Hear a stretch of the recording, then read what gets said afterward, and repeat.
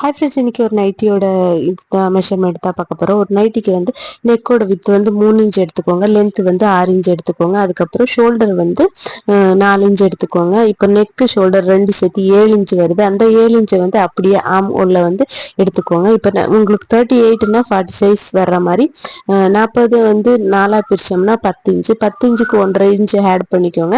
Add பண்ணிட்டா 11.5 inch வந்து ஜஸ்டோட measurement. ஜஸ்ட்லேருந்து அப்படியே வந்து அந்த ஹார்மோன்லேருந்து ஒரு 7 இன்ச்சு கீழே இருக்கு, 1 இன்ச்சு கம்மி பண்ணிக்கோங்க, 10.5 இன்ச்சு போட்டுக்கோங்க.